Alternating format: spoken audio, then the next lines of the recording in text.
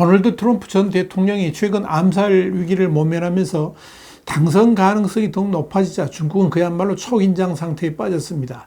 중국으로서는 가장 두려운 것이 트럼프 전 대통령이 백악관으로 복귀해가지고 이 반중국 정책을 강화할 것이 확실시되기 때문입니다.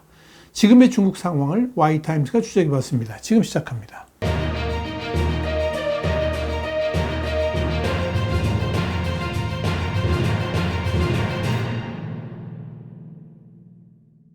블룸버그는 현지 시간으로 16일 트럼프 전 대통령이 재선된다면 모든 중국산 제품에 60% 관세를 부과할 것으로 예상되는데, 이 경우에 중국의 연간 경제 성장률이 절반 이상 낮아질 것이다, 이렇게 스위스 투자은행 UBS가 전망했다라고 보도해서 눈길을 끌었습니다. 블룸버그는 이어서 UBS 왕타오 이코노미스트가 보고서에서 트럼프가 중국산 수입품에 고율 관세를 부과할 경우에 이듬해 중국 국내 총생산, 그러니까 GDP 성장률은 2.5%포인트 깎일 것으로 전망했다 그러면서 트럼프 전 대통령은 올해 초 중국산 수입품에 대해서 60%의 고정 관세를 부과해서 이 중국산 제품의 미국 시장 접근을 막겠다는 대중 강경 정책을 예고한 바 있다, 이렇게 전했습니다.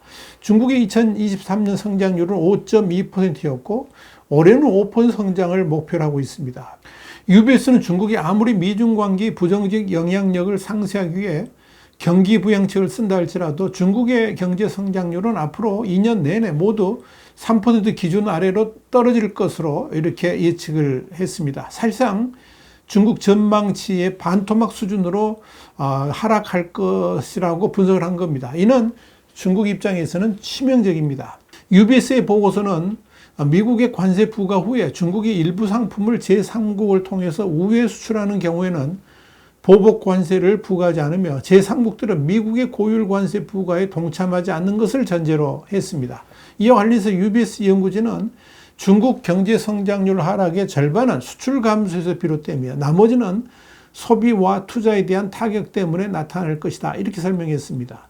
UBS 보고서는 그러면서 시간이 지나면서 중국이 다른 국가를 통해 우회 수출을 하고 생산도 제3국에서 하도록 하면 미국의 관세 인상 영향을 줄일 수 있겠지만, 이 경우에 제3국들도 중국산 제품에 대한 관세를 인상할 가능성이 있기 때문에 중국의 타격은 어차피 불가피할 것이다, 이렇게 내다봤습니다. 수출은 중국의 주요 성장 동력이기 때문이죠. 실제로 중국의 순수출은 지금까지 중국 성장률의 14%를 차지하면서 지난 6월에는 무역 흑자가 사상 최대치를 기록했습니다. 이런 이유로 중국의 무역 상대국들은 불만을 드러내고 있습니다. UBS 보고서는 이런 차원에서 중국 정부가 급격한 관세 인상의 영향을 완화하기 위해서 재정 부양책을 내놓고 통화 정책을 완화할 수 있으며 이런 자금 조달을 위해서 특별 국채를 발행할 가능성이 높다, 이렇게 전망을 했습니다. 중국을 더욱 당황하게 만드는 것은 트럼프 전 대통령이 부통령 후보로 지명한 JD 벤스 상원의원이 중국을 가리켜서 미국 최대의 위협이라고 지목하고 나섰다는 점입니다.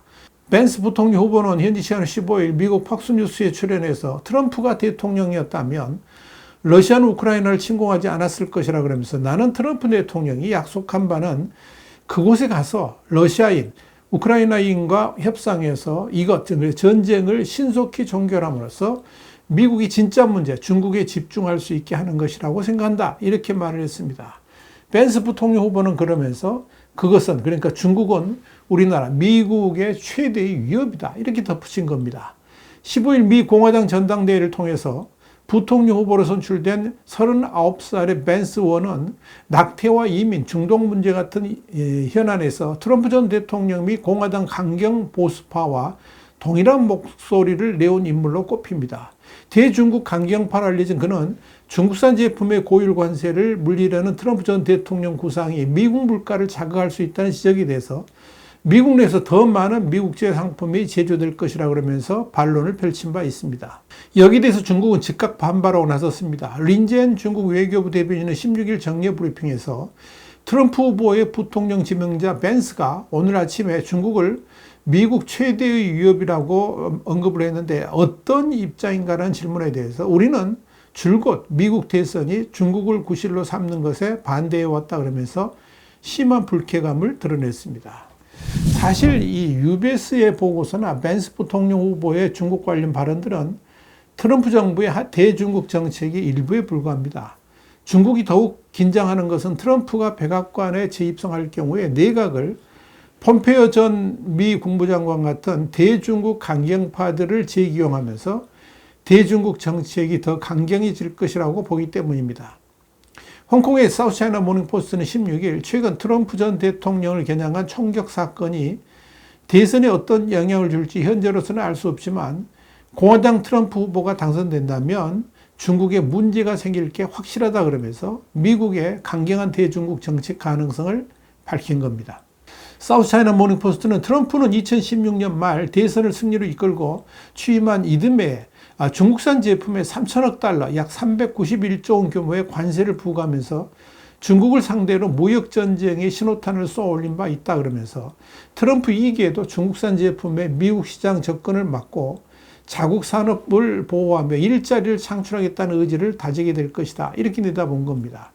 이와 관련해서 상하이 푸단대 미국학 연구소의 장자둥 소장은 오는 11월 미 대선을 앞두고 여야 후보 모두 중국의 강경한 입장을 보일 것이라 그러면서 특히 트럼프 후보가 재선되면 대중국 강경 정책을 외교 정책의 우선순위로 삼을 것이다.